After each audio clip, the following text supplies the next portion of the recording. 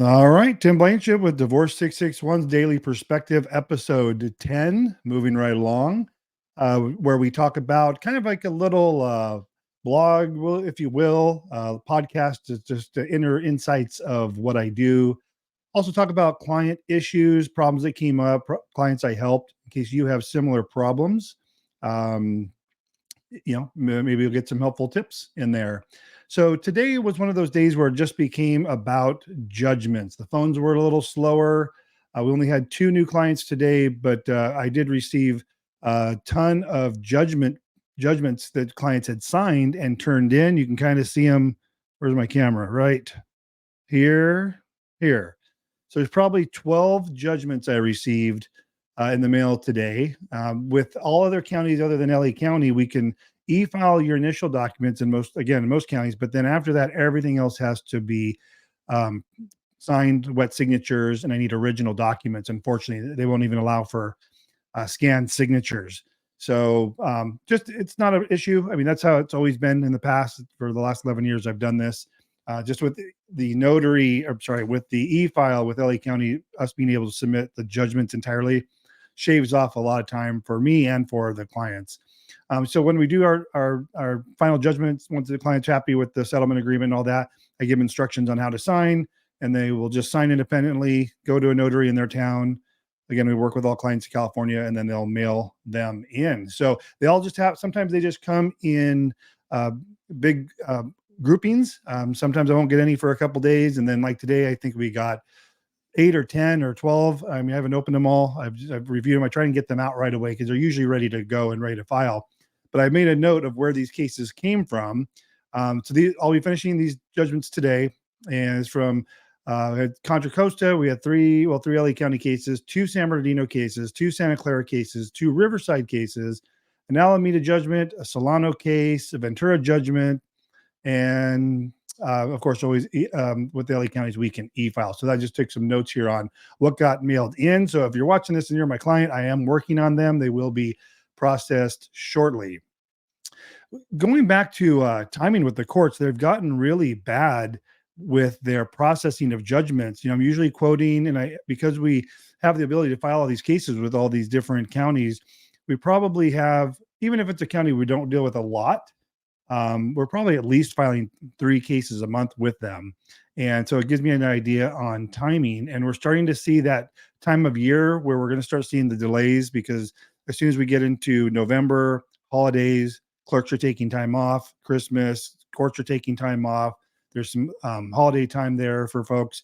So that's going to extend the time. I reported to you, I think in yesterday's daily perspective, that Ventura has shockingly gone to 5 to 6 months for a review of approvals versus 3 to 4. Like generally, that's most courts, 3 to 4. Just really depends. So we want to get those in as quickly as possible. And again, I'll get through those. They do take me a solid hour to process them, because I'm getting them with the signature. Sometimes they're upside down and backwards, and all a big mess when I receive them. So I have to package them up, do a final review, make 1,000 copies, and then UPS them over to the court so they can get in review for review and signatures. So that brought me. I had a couple of consultations today. One was by text, which is funny because I get it. Some people don't want to call or have the commitment to have that conversation. So today I had someone text me, and they said, "Hey, do you handle this county?" I said, "Yes." "How many cases do you handle in that county?" I said, "I've never been asked how many." From like I'm sure they're trying to get a sense of, I don't know how good I am at my job, I suppose, or my familiarity with that particular county. And so they said, how many have you filed in this county in the last, 3 months? And I don't keep track or record of that. Maybe I should. I don't think it's important, but what I told them was we do about 30 divorce cases a month, and it's just me. So it's, high volume. And of those, I would probably estimate, we handle almost every county in California, not every month, but we have in the past. And of those 30 per month, by the way, over the last 11 years, and it's not 30 exactly every month. It might be, 15 in December or 20 in December, or some of the slower months. Maybe when the kids go out of school in, May, June, when they go on summer break, we'll see a little decline. But then we'll see a huge jump once the kids are back in school. So it could be as high as 50 cases, I think we did in September, and it could be, 30 or 20 cases in other months, just depending on what's going on in the world, which is kind of crazy right now. So anyways, I thought it was an interesting question they had about how many cases have I filed.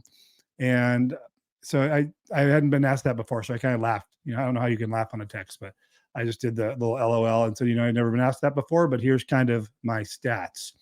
And one of the things that their issues were, and this comes up a lot, and I've talked about this a lot, and it was on two different calls. One with the folks that we did this consultation by, and I'm sorry, I'm not looking at you, I'm looking at my notes, but we did a consultation by text, and then the other one was a regular consultation. And in both cases today, the folks by text, they had filed, and I don't know who I was talking to. Let's just say he was the petitioner, but the respondent was in Canada. And I've had this happen so many times.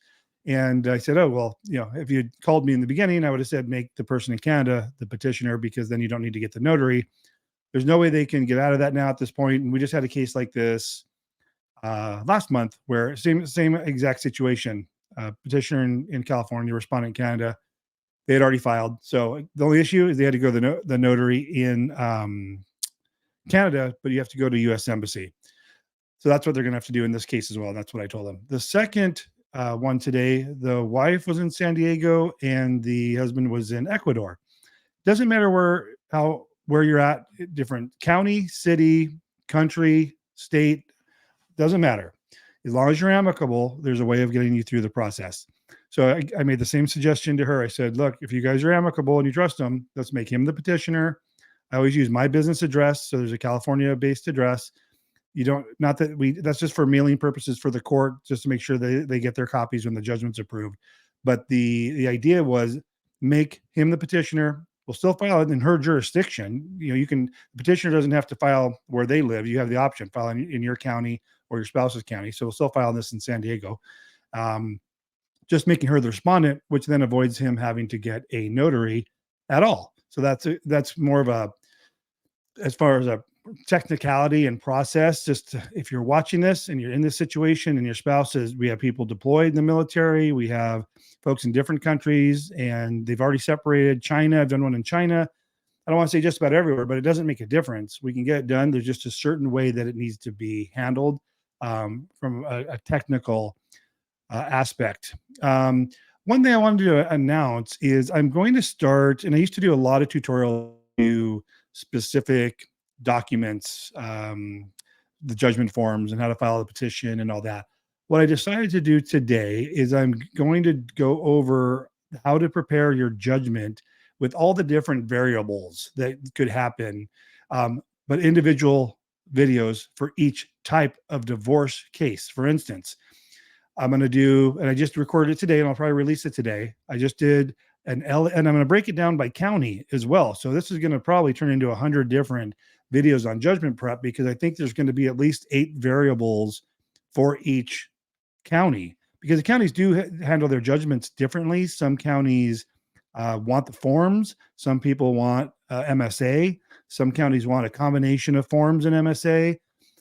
Some counties change their mind every other time. We've had one county where we file enough to know what's going on in the different counties in California with the courts, and they'll, one time we filed with using the forms, and they said, oh, there's no settlement agreement attached, and we're like, yeah, it's the forms. The forms make the settlement agreement. I must have been a new clerk, and they rejected it. It said, do a settlement agreement. So we did a settlement agreement and it got approved. I'm like, okay, that was weird.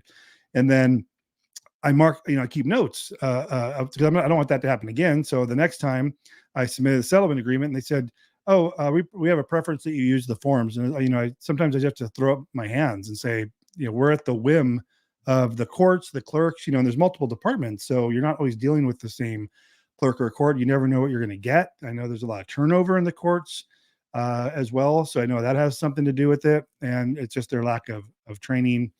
And it could just be a judge who wants it done a certain way in their department. And if they change their mind on something, we just have to go with it. So as many cases we've handled over the last 11 years, sometimes we still will get a reject. We're not perfect.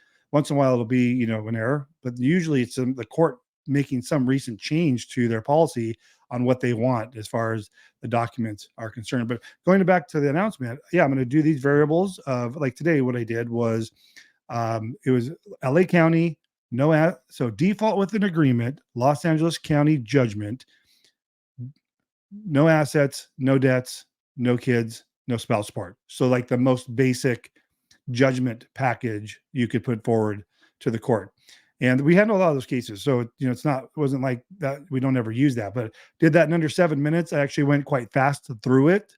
So people are able to, you know, I don't want people to be waiting to, you know, fill out their boxes. They can go back through it. They can rewind it, watch it again, slow it down, back it up, whatever. And I'm going to create within the YouTube, you probably watch in the YouTube. I'm going to create different, for each county, there's going to be a separate, I forget what you call it. I pulled it up just before this, but it'll be broken down by county. And then once you go into that heading, it's going to show you all the different videos. So and I'll tell you, this video is for no assets, no debts, no kids, no alimony. This one is for assets and debts, but no kids or alimony, or, you know, everything, assets, debts, kids, alimony, the whole shot. So because they're different, there's different forms that come into play. You know, if there's child support or no child support, spouse support or no spouse support, assets and debts or none. And there's a lot of variables on that. So I'm going to cover all those, because when you bring in one aspect, it brings in other aspects that you need to address. So that's it for today, I think. Let me just check my notes. We're good. You know, keep tuning in. Seems people are liking this. Oh, I wanted to ask you a question real quick before you go. Today, I uploaded 3 videos, long form videos, like 3 and 4 minutes. They're normally, you know, horizontal like this, but today I did them vertical. And I'm just wondering if you have a preference on how I make those videos. And the difference is with the vertical, because I looked at my YouTube channel today, and the devices that people use is 78% cell phone, which that makes sense, right? But from a tutorial type video like I did today, there's no way I'm going to do that on a vertical video. I'm sure you're not filling out your forms using your cell phone. I mean, your vision would have to be better than mine to do that. Sure, it's possible, but I think the people on the PCs are probably watching the longer form tutorials, how-tos that I'm doing. But that was it for the update. Again, this was the Divorce 661 Daily Perspective, episode 10. We'll talk to you tomorrow.